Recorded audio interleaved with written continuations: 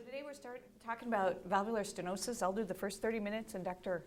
NABI is going to do the last 30 minutes talking about the role of MRI and valvular stenosis.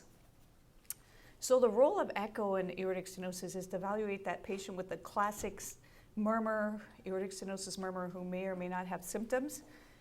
The echo images, the 2D images, allow you to determine the etiology of the aortic valve stenosis, whether or not there's any upstream effects such as left ventricular hypertrophy. It also allows you to evaluate the LV and RV function.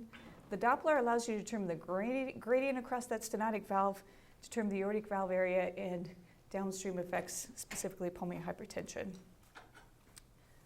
So here is a classic case of the most common form of aortic stenosis, and this is calcific or degenerative aortic stenosis. And basically, you can see from both of these images that the aortic valve is very calcified, and it is involving mostly the leaflets. So it's starting at the leaflet tips and going all the way down to the leaflet bases. Let's give you another example.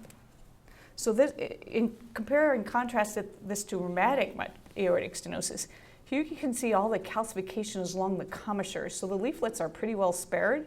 So it starts at the commissures, and the commissures are very calcified and thickened, and you can see between that right and non-coronary cusp that it's completely fused. Of course, we see bicuspid aortic stenosis. The best way to determine whether or not it's a bicuspid valve is in diastole, because frequently that median raphe can make you think that there's two rather than one leaflet in systole. So you're literally looking in diastole, it should open like that football shape, and you're counting the leaflets, so you clearly see two. The leaflets are frequently unequal in size, so when you look at the long axis, what you'll see is not only that doming when they open in diastole, but when they close, you can see this asymmetric closure, because frequently one of the leaflets is larger than the other. So this is a patient of mine. She had a subaortic stenosis muscular ridge, which is another form of aortic stenosis, and you can see there's a big chunk of muscle sitting right there in the left ventricular outflow tract. And you can see that the mitral leaflets are absolutely normal, so the mitral valve is not playing any sort of role in this obstruction. And you can see when you look at the color in the bottom left-hand panel that there's flow acceleration right where that big chunk of muscle is. And when you put the continuous wave Doppler on there in the bottom right-hand panel, what you see is the aortic stenosis severity isn't that huge. It's not like valvular stenosis. The curve looks like valvular stenosis, but it's just not that large. And you can see that there's some AI. And frequently in this disease, that high pressure gradient keeps pounding on that aortic valve. It degenerates, and it leads to more and more AI. So compare that to the other form of subaortic stenosis, and this is dynamic subaortic stenosis, or hypertrophic obstructive cardiomyopathy. Looks very, very different. Here you're seeing the severe asymmetric LV hypertrophy. You're seeing that systolic anterior motion of that mitral leaflet, which is causing some of that obstruction along with that hypertrophy. Because of that mitral leaflet involvement, you're seeing that very asymmetric mitral regurgitant jet. It's always directed posterior laterally. And then finally, when you look at the continuous wave in the bottom right-hand panel, the jet looks very different. You can see that the peak velocity of that stenotic jet is occurring in mid to late systole, so it has that very characteristic, what we call a blade shape. This is a very rare cause of aortic stenosis. This is a quadricuspid aortic stenosis. You can see all four cusps there on the very first upper left-hand panel. On TEE, you can see in the long axis, you can see that there's, again, you're seeing three of the leaflets there with two commissures. You can see that there's severe left ventricular hypertrophy. On TEE, of course, it's very difficult to get aligned or parallel with that stenotic jet. So you can see that it's at least, on that bottom right-hand panel, at least that peak velocity is more than 4. So there's severe aortic stenosis, but we just can't, on TEE, get aligned, so we can't tell you exactly what it was. So how do we calculate the pressure gradients across stenotic valves? Well, we use the Bernoulli equation, and the whole Bernoulli equation is listed on the top, and it's just showing you how you convert pressures to velocities. The two terms we completely get rid of because they approach zero, because there's very short acceleration and brief contact with the walls of that valve in the left ventricular outflow tract. And when you look at the two velocities, velocity 2 is that stenotic jet velocity. Velocity 1 is that pulse wave. So you can see that that stenotic jet is way much smaller, or much higher than that pulse wave jet. So you can get rid of that V1, and we end up with that change in pressure across that stenotic valve being equal to 4V squared once we modify all those and drop out all the things that approach 0.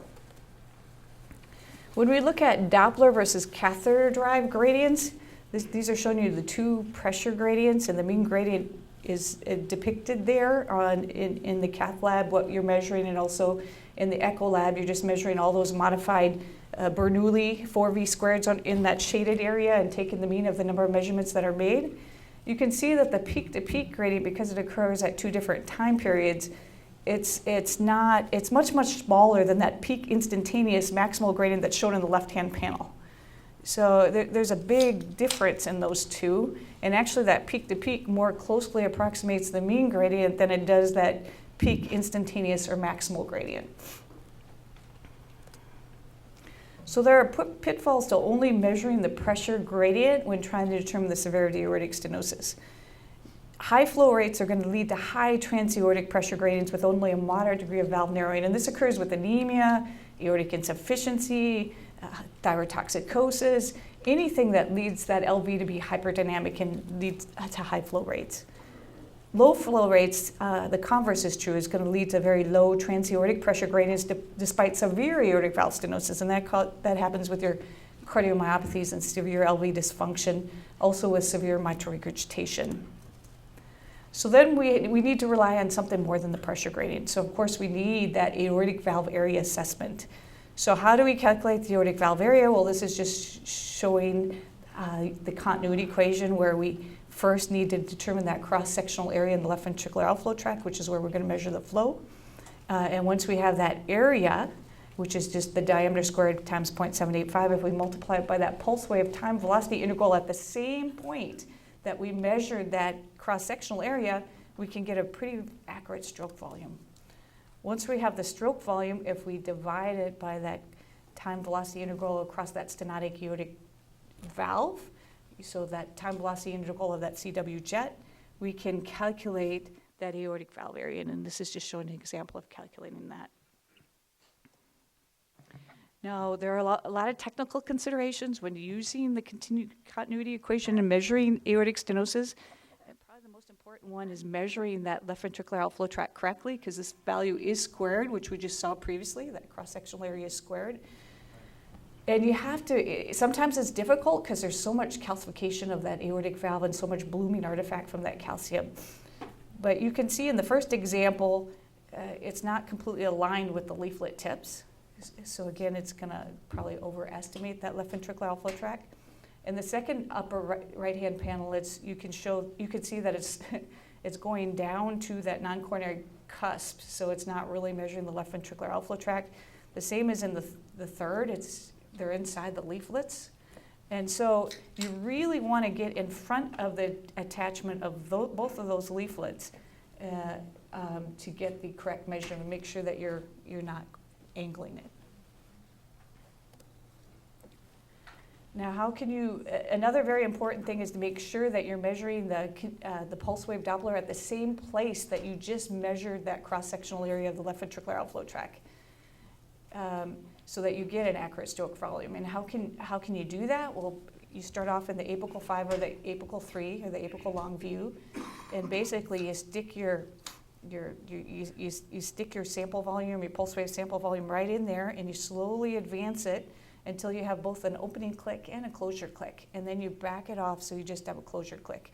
So that tells you that you are at, once you just have that nice smooth contour with just a closure click, that you are at that same value that you measured that left ventricular outflow tract and determine that cross-sectional area.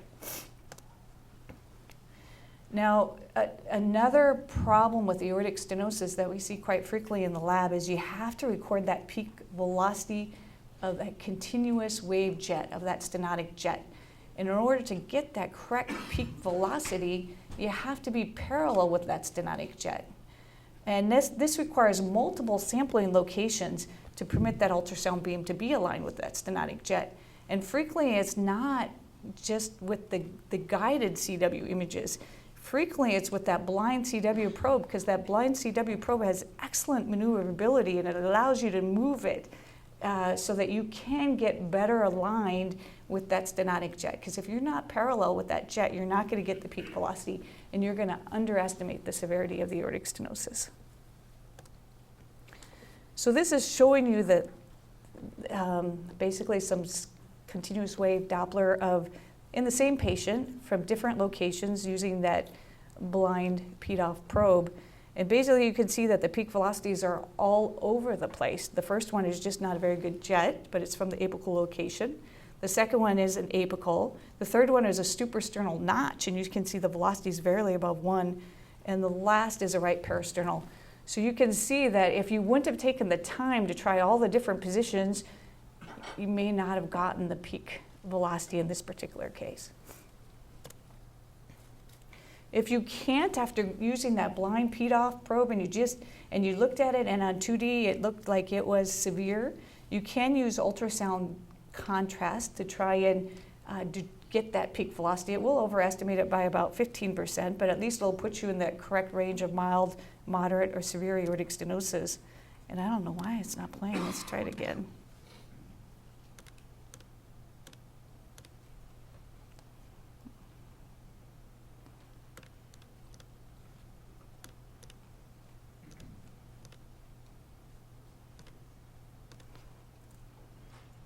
So it was playing earlier. Oh, did you see it up there? Yeah. Oh, so I can't see it. Okay, thank you. So you can see in the very beginning that there's absolutely no signal whatsoever. And as the contrast comes in, there's a perfect contour, and you can clearly see the peak velocity. So that is something that you can use if you've tried and tried and tried with guided, blind, you just can't get it, please use contrast, because it does work in those very, very difficult cases to put you in the right ballpark for the stenosis severity. Now, as aortic stenosis progresses, basically the systolic ejection period prolongs, and the time to that peak, there's a delay to that peak stenotic jet, which is that pulsus parvis et tardus that you feel on exam when you're palpating somebody's carotids and listening to their murmur. And it can become very difficult looking at those blind PDOF signals to try and determine which one, especially if the patient has multiple valvular lesions, which one is actually the stenotic aortic jet. So what you can do in this case, there's two tricks. You can look at what's happening in diastole, and you can also look at the systolic ejection period to try and figure out whether or not it's holosystolic or whether or not it's just occurring during the systolic ejection time. And sometimes you can literally just measure it with the guided and then take it to your blind, and that systolic ejection time should line up, and that'll help you determine exactly which jet it is, which one is the correct jet. So in this particular case, the one on the left is actually a severe tricuspid regurgitation jet. So that one doesn't last throughout systole either, because you have early equalization of those pressures. The one in the upper right-hand panel is aortic stenosis, and you can see that it is occurring just during that systolic ejection time period and not throughout, just based on that QRS, not throughout systole. The one on the bottom left is a tricuspid regurgitation jet, and you can see that's occurring holosystolic throughout systole, and the one on the bottom right is mitral regurgitation. Same thing as tricuspid, it's holosystolic. Now, the role of TE in aortic stenosis, well, you can try and planimeter the valve if you want. There really isn't any role for TE in aortic stenosis, but you can, if you're doing it for other indications, you can go ahead and planimeter it. You just have to be careful that you're at the tightest, most stenotic part of that valve, which is always the tips, because this is showing you the same patient. One is more towards the annulus, and the valve area is 1.32. The next one's towards the tip, the most stenotic part, and the planimetered valve area is 0.55 centimeters squared. So how do you know you're at the right location? Well, you start off at 120, where you see both of the leaflets equally. In the left ventricular outflow tract, you see them both equally, and then you don't change your level. You don't push the probe in, you don't pull the probe out, you just leave it right at that level, and then you zoom it, freeze it, and trace it. And that will get you the most accurate planimetered value.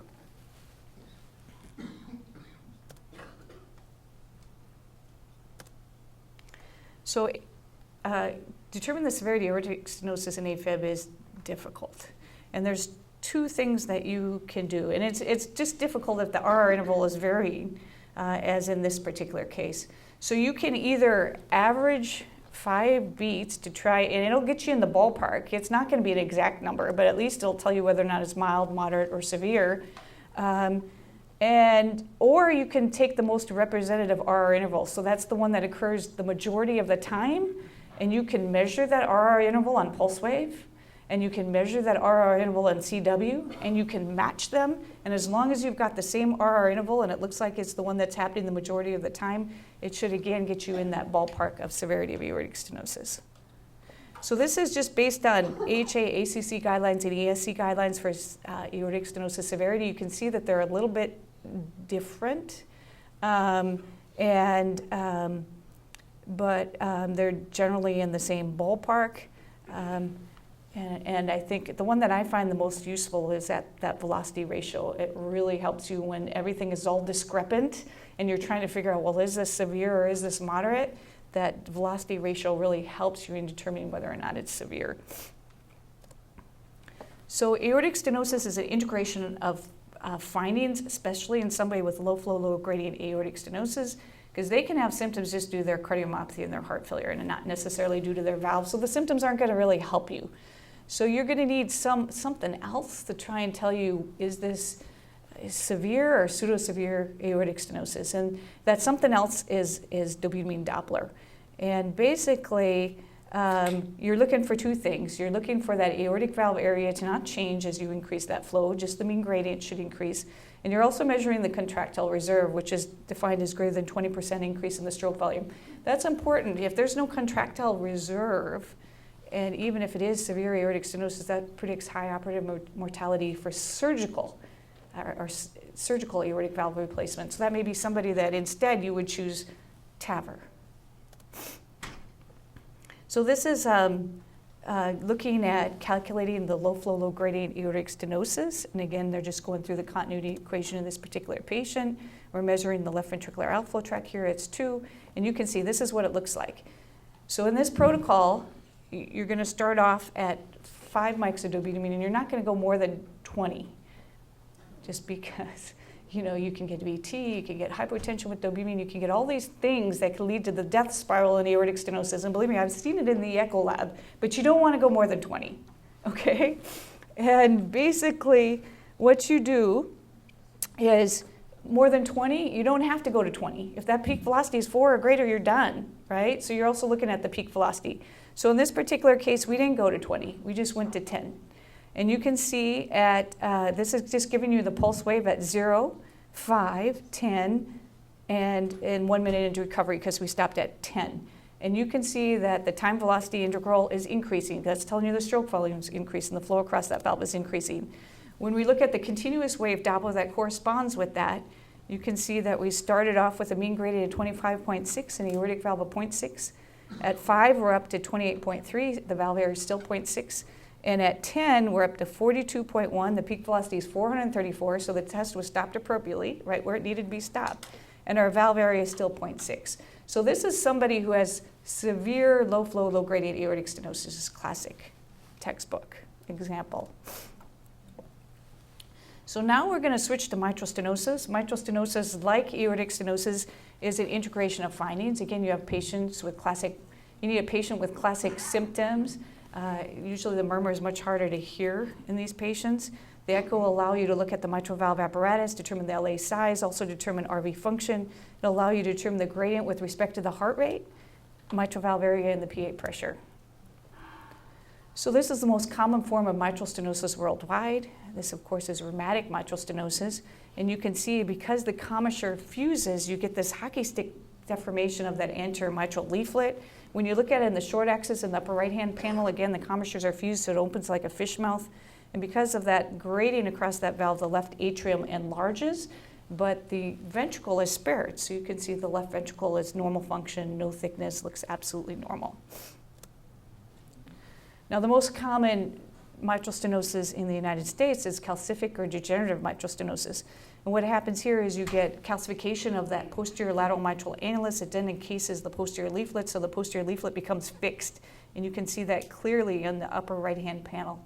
But because the anterior leaflet, provides most of that area for the mitral valve, you can see it's relatively spared in this disease.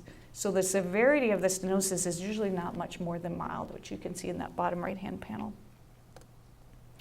Now, if we look at mitral stenosis severity according to the guidelines, it's listed here, much simpler. It looks, because there are only 3 things, but not really. And again, the caveat for all these measurements of severity is this is at heart rates between 60 and 80 and in sinus rhythm, because when you're not between 60 and 80 or in sinus rhythm, then there's problems with almost all of these measurements. So how do you determine the mean gradient across that stenotic mitral valve? Again, it's using that modified Bernoulli equation. So you measure all those velocities under that stenotic CW jet, divided by the number of measurements made, and multiply by 4. Now, there are pitfalls only measuring the gradient, just like there are in aortic stenosis. So if you have high flow rates, it's going to lead to high transmitral pressure gradients with only a moderate degree of valve narrowing, and this occurs with tachycardias, mitral regurgitation, and anemia. If you have low flow rates, you're going to have low transmitral pressure gradients despite severe mitral stenosis. Again, this is your cardiomyopathies and profound bradycardia, and AFib, again, because of its beat-to-beat variability, has problems. So this is looking at calculating that mean calculating that mean gradient in a patient example, and you can see here that the mean gradient is 5, which per the guidelines is mild mitral stenosis. When we calculate it using the pressure half-time, the area, which is 220 minus that pressure half-time decay, you can see that the valve area is 1.2 centimeters squared, which is consistent with moderate mitral stenosis. So when you have this, because this doesn't happen infrequently in the echo lab, you have to look at the case really, really carefully and try and figure out which one's correct.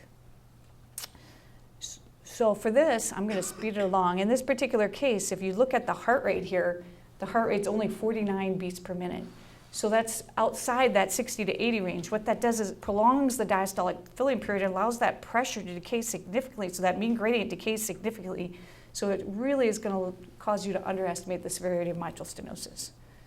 The pressure decay, though, the rate of decay is the same. It's just the absolute gradient decreases. So the pressure half-time here is more accurately assessing the severity of mitral stenosis. And this is just a diagram showing you that in pictorial form. So if you have an average heart rate, that mean gradient is going to be could be around 9, because you take all those 4V squareds and you can see some are tall, some are short, and it's going to mean out to 9. If the diastolic filling period is very, very short, then they're all tall, so the mean gradient is going to be much, much higher. If that diastolic filling period is very, very long, then you have more short than you have tall, so your mean gradient is going to be much, much lower. So this is looking at planimetry. You can planimeter that valve to try and get a mitral valve area. The only problem is it has probably more pitfalls than anything else. Frequently, the image is just not good enough even to start. If you have a deformed valve anatomy, it's hard to trace. If the gain settings are too high, there's so much blooming artifact from the calcium on the valve that you're going to underestimate the mitral valve area. And if you're in the wrong tomographic plane, you're going to either over or underestimate depending on exactly where you are, because you need to record that smallest area at the leaflet tips. So how do we calculate the mitral valve area? We talked about the pressure half-time, which is just 220 divided by the time it takes that pressure across that valve to decay in half. And this is just looking at the original data, comparing how accurate that is, non-invasively to invasively determined measurements. And you can see that the correlations was very, very similar. Now, there are limitations for the pressure half-time for mitral stenosis. One is atrial fibrillation, because that diastolic filling period, again, is varying with that RR interval, so there's a lot of beat-to-beat variability. Aortic regurgitation, there's a problem because it increases your left ventricular end diastolic pressure, so this is going to affect your pressure decay. If you have changing LV and LA compliance that happens in mitral stenosis, again, you're going to have a problem. And also, if you have a nonlinear early diastolic velocity slope, if that pressure half-time decay is constantly changing, again, it's not going to accurately assess your mitral valve area. So this slide real quickly is just showing you all patients and patients in normal sinus rhythm, looking at non-invasive versus invasive, determining pressure half time. And you can see that the correlation is much nicer if you exclude all of those patients who are in atrial fibrillation. I'm going to skip through this because we got to get to Dr.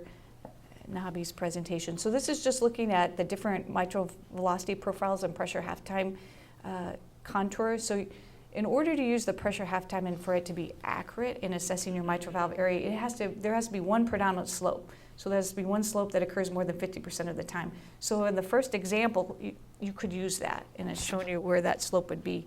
In the last two examples, the slope is constantly changing, so you couldn't use those contours to determine your mitral valve area.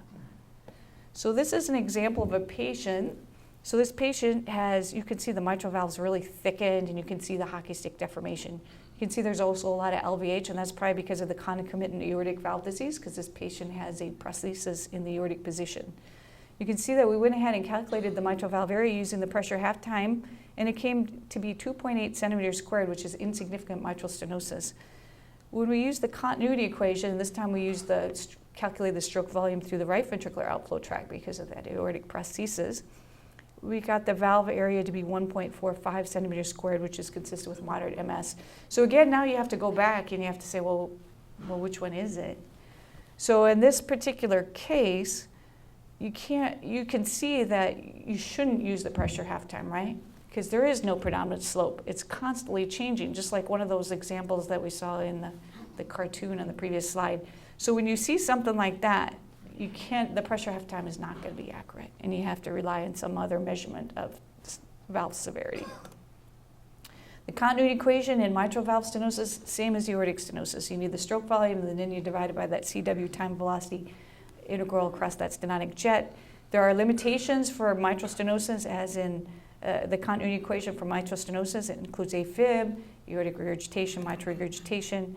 Aortic regurgitation, the problem just is that you cannot use the stroke volume through the left ventricular outflow tract. And why?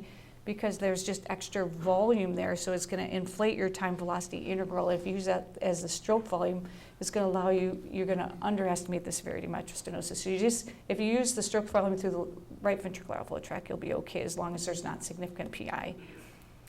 So this is another example, and basically, again, we're calculating the pressure half time. It's telling us it's 1.2 centimeters squared, moderate MS. When we went to use the continuity equation, it came out to be 0.89 centimeters squared, which is severe MS. And again, this is where you go back and you look at the clips all over again and you try and figure out what's going on and which one it is. So in this particular case, I didn't show you a color picture, but it would have been helpful. You can see that there's significant mitral regurgitation on those continuous wave frames in the upper hand panels. So there's significant mitral regurgitation here. What the mitral regurgitation does is that's extra volume, so it's going to inflate your continuous wave. It's going to inflate that time velocity integral, that continuous wave signal across your stenotic jet. It's going to inflate that because there's flow there from the regurgitation going back and forth, back and forth. If that number becomes larger, then it's going to cause you to overestimate the severity of mitral stenosis because that's in the denominator. So if you have significant mitral regurgitation, you just can't use the continuity equation. You got to rely on something else. So like with aortic stenosis, mitral stenosis, you have to integrate the findings. So you have to integrate the patient's symptoms with the gradient, with the mitral valve area.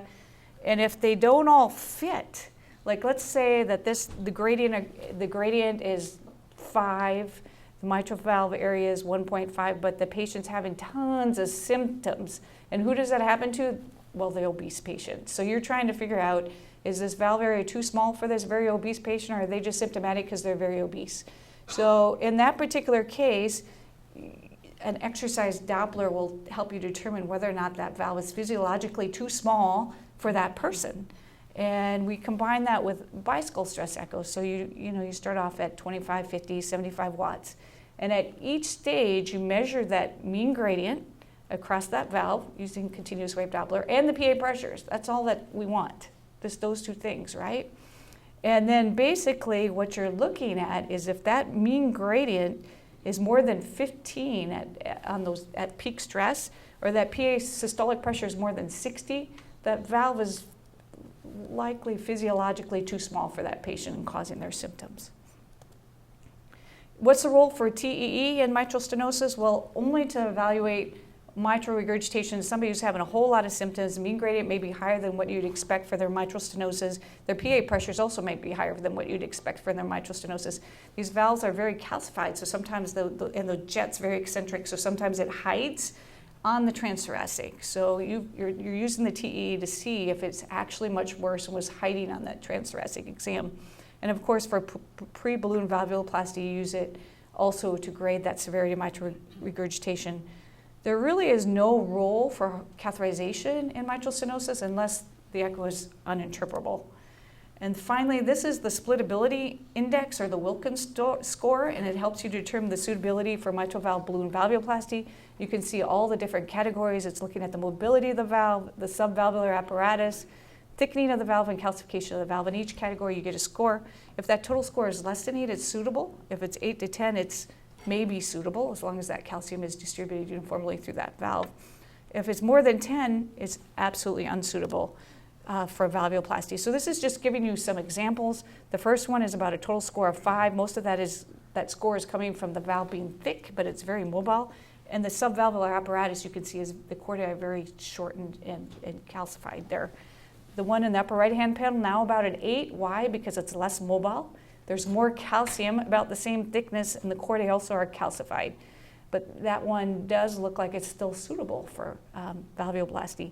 The one on the bottom left, again, you can see that's about 11. And again, why? Because it's even more calcified, even more thickened, even more immobile. Just the tips are moving. So that one would be unsuitable. And the very last one has a total score of 15 because it's even thicker, even more calcified, even more immobile. So again, the score is best determined using, usually it's best determined using transthoracic and not TEE, but TEE can help you to look at the valve apparatus a little bit. So that's it. I'm going to turn it over to Dr. NABI. Do you want to, you have your own computer, or you want to use this? Okay.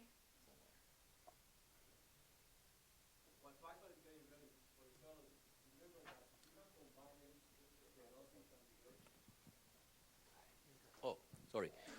For the fellows, if you have combined regurgitant and stenosis lesion, where the regurgitation is more than just a little bit, we don't care about severe AS with a bit of AI. But you have AS-AR, where the AR is now at least, let's say, 30% regurgitant volume. Valve area is worthless, because the valve area is always going to be mild to moderate.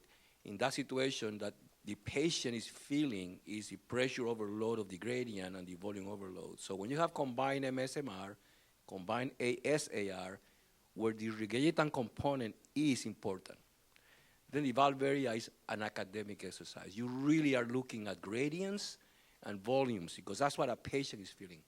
And that's why people with those combined lesions frequently become more symptomatic faster, because they're getting beaten on a pressure load, and they're also getting beaten on a volume load. Okay.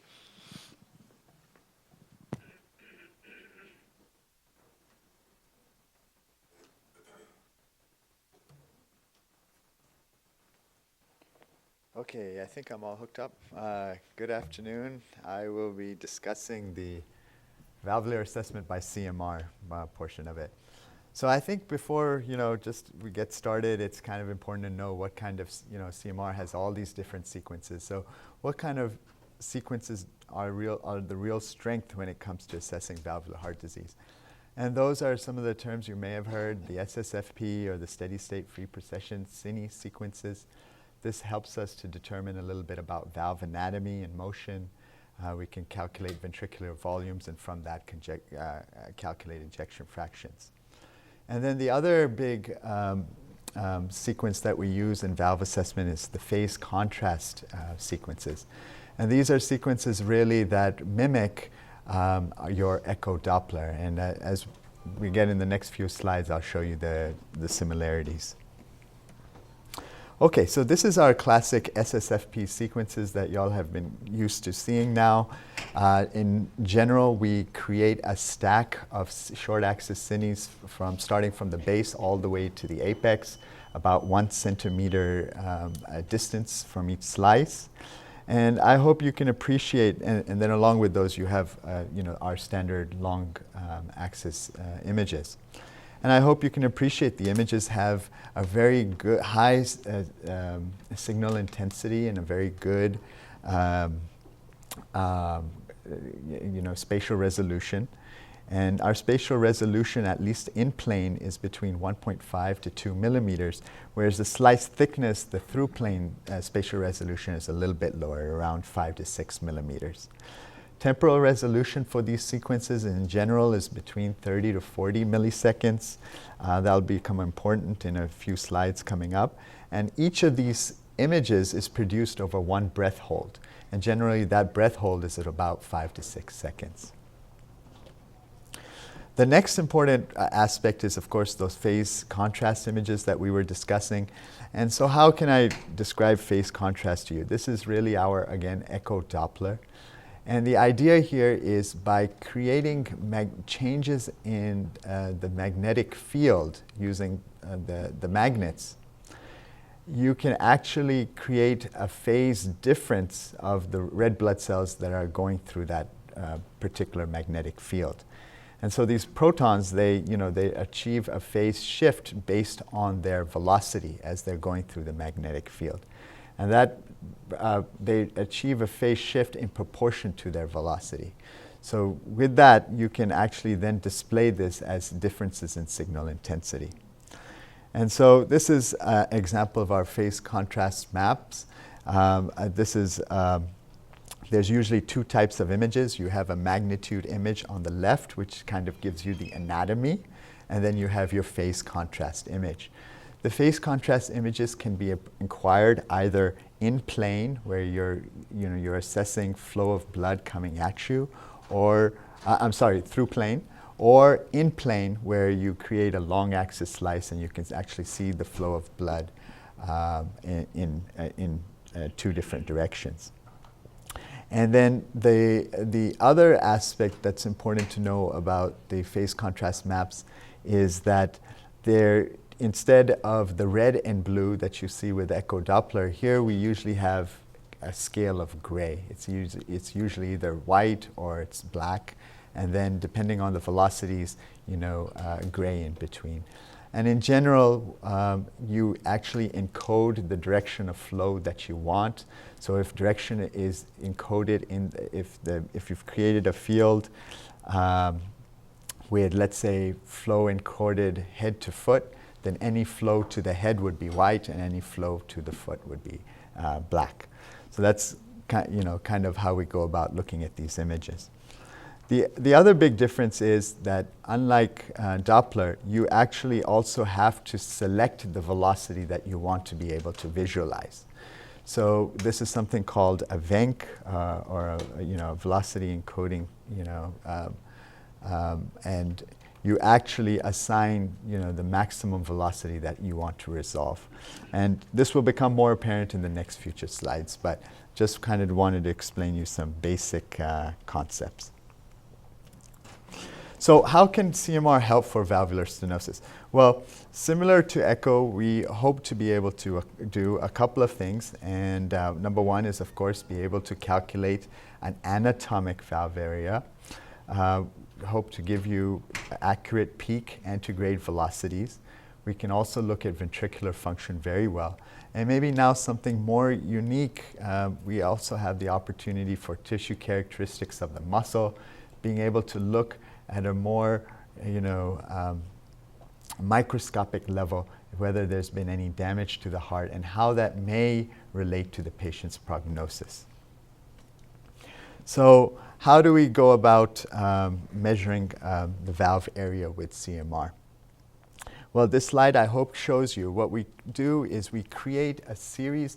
We create a series of very thin, high-resolution cine images, starting around at the level of the aortic, let's say the LVOT, and gradually creating a series of cuts throughout the aortic root. And you'd get a series of short axis slices that you see at the bottom. And the idea is to find the smallest systolic opening at the leaflet tips. So you can see why it's important for us to create several different images, because the patient may be breathing, or hopefully they're holding their breath, but there is a certain slice thickness to the actual slice that we're acquiring. So it's very important to create a whole stack of these images for us to really be able to identify that cine image where you truly are at the leaflet tips. And once you've identified that sequence, the image where you are at the leaflet tips, then you trace the maximal systolic opening. And this is what we call your planimetered or anatomic aortic valve area. Now, if in small series of patients, this has been compared to planimetry by transesophageal echocardiogram. And I hope you can see on the left-hand side of the screen, using our particular sequence, the SSFP, that it does reasonably well in conjunction, in similarity to another technique of planimetry with TEE. Another very important point with planimetry is that, believe it or not, the actual planimetered measurements are actually slightly larger than the valve areas the physiological valve areas that you achieve with the continuity equation. And this is just a good graph on the left-hand side of the screen showing that for each of the transthoracic echo measurements, by the physiological measurements, your aortic valve measurements planimetered are slightly larger. And so one of the things that we try to do here in our lab, so in order to avoid any confusions between the two services, is knowing this relationship. We actually, when we trace amongst ourselves, we have been very careful to under-trace just slightly. And we've noticed that that gives you a much more reasonable correlation with what you're... So that's the Methodist fudge factor. That's the Methodist fudge factor, yes. But also remember that anatomically, with TE or CMR, you're looking at maximal opening of a valve. Yes. Where the equation we use, continuity equation, is really a mean valve area, because you're doing stroke volume, mean TBI. So you're really looking at sort of more of a mean valve area. So it makes sense that a structural valve area, being maximal, should be a little bit bigger than a functional valve area. Yeah, that makes all the sense in the world. Makes sense. Yeah. And that's one of the things that we felt that in order to avoid any confusion, when we have these referrals, just to be a little bit more conservative in the way we trace, and then we get very nice correlations. I personally wouldn't do it. I mean, I would measure whatever you have. I mean, knowing that anatomic area is always larger than functional effective orifice area. That's why it's called effective orifice area, because that effective orifice area may be different at higher flow rate compared to low flow rate. There are many things that go into it, and your fudge factor may be different than somebody else's fudge factor. I mean, I don't know how much inward you want to draw it. Just draw it and educate people that this is a situation, there's a certain relation. And you can state it in your conclusion. This is anatomic area compared to an effective area, so at least. Yeah. But you understand my point is you got to measure what you can measure. Yeah. And which we do. We always put, anatomic valve area. But yes, that's one take-home point everybody should know, that the valve area you're getting may well be larger than what you're seeing back home. It's about almost 0.2. Almost 0.2, right? On the average, some of them less, but on the average, on the blend almost 0.2, larger. So you could put in your, said this is anatomic area, and on the average it's about 0.2 centimeters squared larger than an effective orifice area. So people know what you're looking at, as opposed to trying to change an anatomic area to even the Gorlin equation has factors, right, for mitral, etc., to change from an anatomic, which was validated on 11 patients, not validated either. Cadaver. Go and take a look at it. It was not was not the biggest science. That's what you do now. I mean, this is a very important slide. Is this the same for CT too? Yes, absolutely, same for the CT. You know, the skill is to be able to be at the leaflet tips and then make sure you identify your maximal systolic opening. And this So also that's- throws into question not the methodology of your TE anatomic area relation to effective orifice area. Because all of these are anatomy, right? And the resolution by TE at times you have a blooming artifact of the high calcium, right? That makes the orifice a little smaller. So, I mean, each technology has its own issues in different ways. Sure. And remember, it's one of the characteristics of this aortic stenosis that you put in addition to everything else that you know about. Absolutely. So the other thing, of course, we can acquire is the peak velocity. And this is where it becomes important, where I was describing to y'all. So how is this done? Well, we create, again, once you've identified that slice where you believe is at the leaflet tips, you create a through plane phase contrast. Through plane meaning the blood is flowing through the slice. And this is a little bit different from echo Doppler. In echo Doppler, you want the beam to be parallel to the flow of blood. With CMR and phase contrast CMR, we want to be perpendicular to the flow of blood. So what you do is in order for it to resolve the velocity, we have to actually assign the velocity where of what it detects. So what we do, and what happens is, if the velocity that's going through that valve is higher than the velocity that we are is higher than the velocity that we've coded with our VENC, you will see aliasing. What is aliasing? You'll see snowing of the picture. You'll see both black and white in the same picture image. So if we look at this sequence up ahead, what you'll notice so you have the magnitude image in A, which shows you we're at the leaflet tips, and then you can see velocity was coded at 375 centimeters per second in B. But if you look at the image, you're seeing both white and black, and that's what we call aliasing. So that tells us that the velocity that we set was still too low for the velocity that was traveling through this slice. Hence, the very next slice, you go up to 400, you still see aliasing. Finally, it was set at 425, and I think we'd all agree, now you're seeing this white laminar flow. So here, the velocity would be reported out that the peak velocity in this case was 425, the velocity where there is no aliasing. So in reality, is the velocity 425, or is it between 400 and 400? It's between 400 and 425. This is our... Would it make more sense to actually say that? In a range of, rather than put a number that probably could be true, but maybe not? Yes. Maybe it's 415, 410? Yes. This is, Dr. Q, our fudge factors number 2. We report out... The truth is coming out. We report out the higher velocity, and the reason is... Can you start in your report how many fudge factors? Dr. Shah's going to be very upset when he reviews this on the video. No, and there's reasons why we choose the higher velocity. And that's because we know the velocities will be slightly underestimated by phase contrast CMR. And because of the methodology. Why? Number one, we have, in spectral droppers, temporal resolution is 2 to 3 milliseconds. Our temporal resolution is 40 to 50 milliseconds. So right away, you're not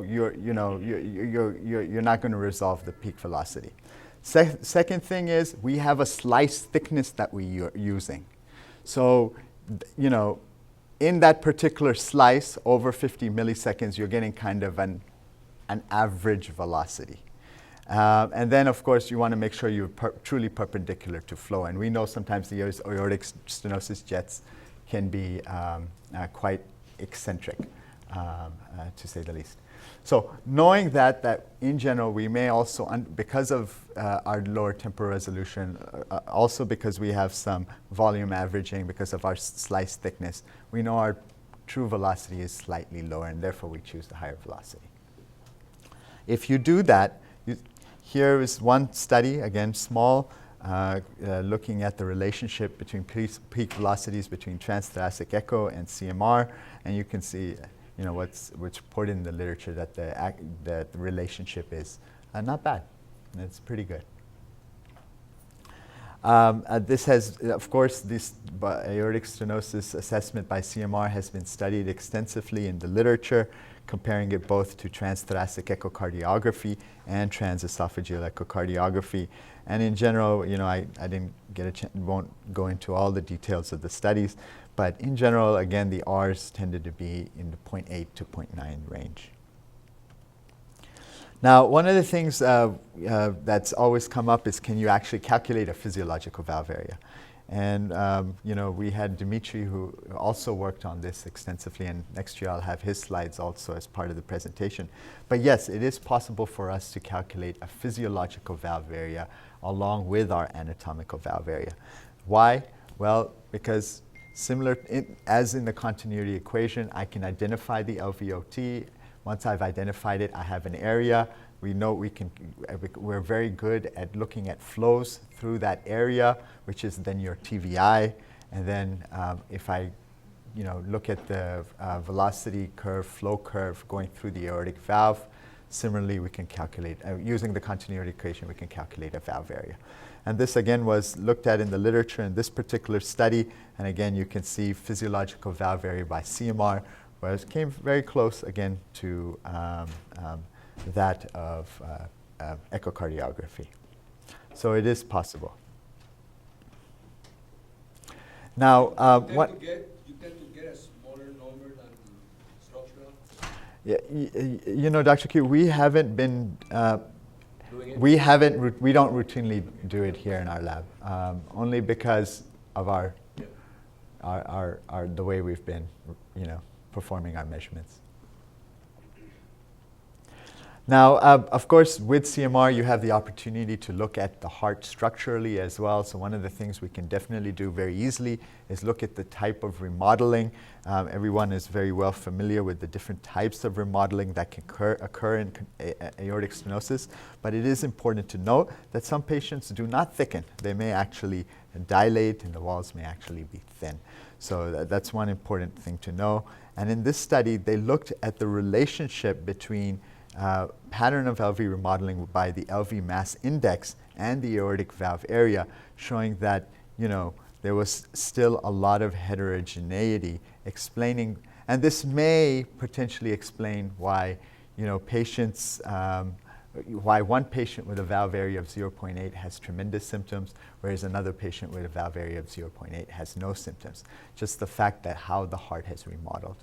And we know there's a lot of factors that go into why a heart may, factors that may go into why a heart may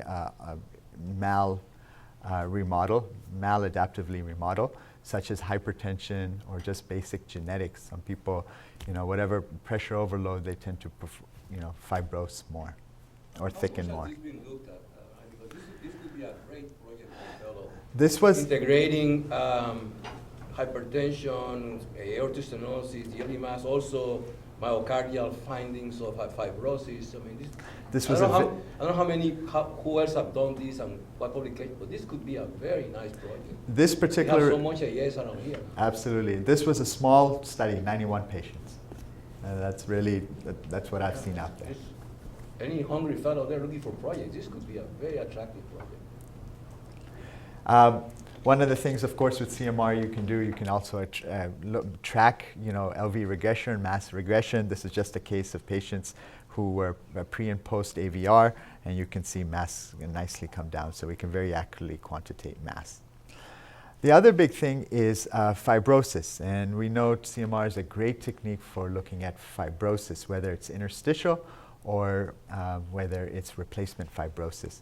And so we know from surgical studies in patients who have gone to the OR, had valves taken out, and had a biopsy of the muscle, that the more fibrosis that you have, the worse your survival post-AVR. And one of the techniques, of course, we have is late gadolinium enhancement. This is a technique which you all are very comfortable with here. White is dead, and basically there's normal on the top left there. You have a typical CAD pattern that you're seeing in the second top image. The one that we're concerned with aortic stenosis is what we call this mid-wall fibrosis, where it's this patchy infiltrate in the middle of the ventricle. And studies have shown that if you if you take patients with aortic stenosis and perform an LGE on them and then follow them through time, that of course those patients who have no LGE, these were modern severe aortic stenosis, they tend to fare very well in the long run. There was, no adverse cardiac death. The survival was preserved. Whereas those patients who had this mid-wall fibrosis had prognosis that was as bad as patient who had demonstrable CAD scar. So very, very important finding that this mid-wall fibrosis is not benign. It tells you that there has some damage or structural abnormality that is taking place in the heart that has real consequences for this patient. So, and in this particular study, it was a 6-fold increase in mortality.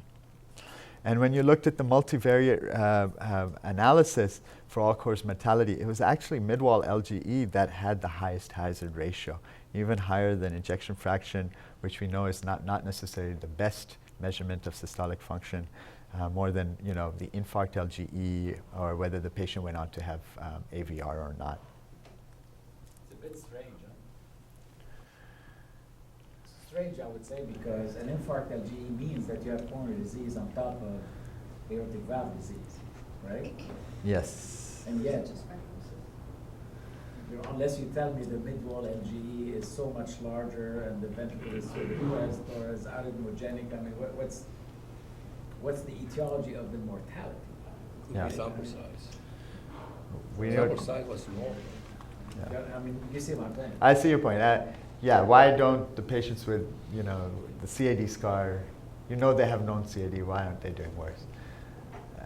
These are small studies again. I think, we can definitely, 143 patients. I think definitely you're right. With the number of cases we've done here, I think Alpana is working on this. Alpana is going to give us an update next year. Yes. We have like over 1,000 patients. All right. For AS, I think like close to 2,000. Like it.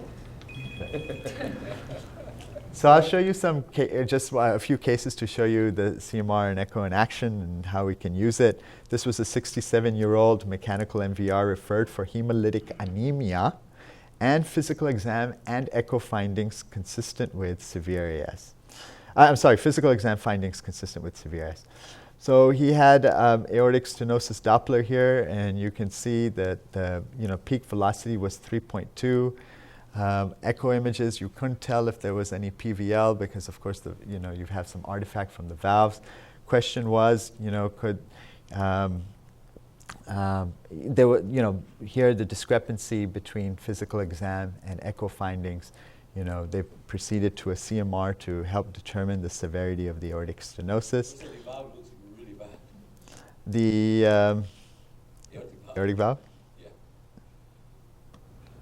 Yeah, aortic valve's not looks open. worse than the Doppler, which is not uncommon, but still. Right. And the LVH is pretty impressive. So. And in this particular case, it'll be just as, you really, like as KARLA has said, you really have to hunt for multiple different sites the peak jet. And you really have to be parallel to that flow of blood. So here's the CMR images, the same patient. You can see again the aortic valve. You can see flow acceleration at the valve level, very important. In a few slides I'll show you why. You can see that the valve does not open, as Dr. Q astutely pointed out, the ventricular remodeling with LVH, and then you can see the mechanical valve here. And as well, if you look at these sequences, I really can't identify any significant mitral regurgitation, at least by these images.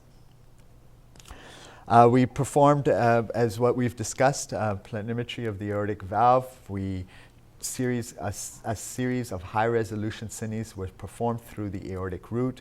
We identified that slice sequence, which appeared to be at the aortic valve leaflets. The smallest systolic opening, smallest maximal systolic opening was traced. And we planimetered a valve area of 0.9 centimeters squared. So truly, by our definition, severe aortic stenosis. We always hope for a good correlation with our phase velocity maps. And here you can see that at 3 meters per second, we had aliasing, where you see both the black and white flow, just indicating that your flow is higher than the velocity of 3, and therefore, the computer codes it in the other direction. At 3.5, you had aliasing. At 4, you had now just a pixel of a black dot. I know it's hard to see, but right there, there's a little black dot. At 4.25, it became a little bit more prominent, and by 4.5, it completely went away. So here, using the logic that, where do you not have aliasing? By 4.5 meters per second, we did not have aliasing, and so that was determined to be the peak instantaneous velocity through that aortic valve. So here we have congruence between our planimetered and our peak velocity. So we were very confident in calling this severe AS. What was nice was we had a 3-chamber view, phase contrast, and here for the first time we could clearly make out that there was a paravalvular defect that could explain the patient's hemolysis. And this patient went on then to have calculation of his mitral regurgitation, which we've talked about in how to do in other in another course. Sure. The left lower plane, the left lower view. No, I mean the Echo? the left. Oh, it's the CMR. The CMR. No. I mean, what I see as a jet, is that a jet of mitral regurgitation and different? Okay, yes. black jet? Sure. Or is this a? Yes. You see my point? Yes, I do. I'm seeing if I can bring. Okay, here we go. So there is this kind of puffiness here. Those could be closing jets. Those could be some artifact from the metal there. There was a suspicion here. You see my point? There is a puff of black. Yes, that comes out posteriorly. here. Yes. Yeah, and that is exactly what you're seing on the phase contrast CMR. So it was there for the sake of some excitement in the talk. But you can see now the very nice correlation. So that puff your eye clued in on was accurate by the phase contrast in plain CMR. Okay, another very useful place for where to consider CMR for AS assessment. But it's important for us to think about it. Okay? This ventricle is contracting very well, right? By Doppler, your peak jet is 3.2 meters per second. But you have to think in this individual who has concomitant mitral regurgitation, that flow in the LV alpha tract may be lower than what it is, and therefore your peak gradient is on the lower end. Right. So you didn't give me valve area, you gave me a gradient. Right. So you have to think about these because you start thinking about valve area when the gradient is not in the extremes. This is when you always think about valve area. These are actually the current ACCHA recommendations. If my gradient is 40 and above, I don't care, it's bad. Even if it is combined SAI, it's bad. If it is very low, below 2.5, I'm not worried. If it is somewhere in between, I need to figure it out and understand why is the gradient so much, particularly when you see a discrepancy between a bad aortic valve looking structurally and the gradient that's not so bad. So I have to look at flow because most likely in that first one when somebody has hemolysis and so many other things, your first thing you go is there some very valvular leak. And Dr. Q, Dr. Z, you probably agree that your valve area, even in that setting, will likely be underestimated. And probably the DVI is probably the best way to go about it, I would say. It's lower flow, so I have a lower gradient, but my valve area is still there. Agree, yeah, absolutely. Another very helpful case of where AS assessment by CMR is very helpful is those who have bicuspid aortic valves. We can do the usual stuff, but where we are very helpful with is assessment of the aorta, looking for associated aortopathies, looking for coarctations, and looking for, of course, aortic dissections. And so a very valuable technique where you're able to image the entire thoracic aorta. Obviously, if these patients are going to go on for surgery, you want to identify these abnormalities prior to surgery. So here's just a few more examples of cases that I wanted to show to y'all. Here, if you take a look at our, the SSFP images, you can see that there is flow acceleration. But if you really pay close attention to that flow acceleration, you'll notice it's not occurring necessarily at the valve level. It seems to be occurring in the LVOT. This was a fantastic case of subvalvular aortic stenosis or due to a membrane. And here, we can obviously, maybe sometimes these membranes can be very thin, very difficult to see, so it may not be easy for us to have an area of the LVOT, but we can resolve velocities in the LVOT if we had to.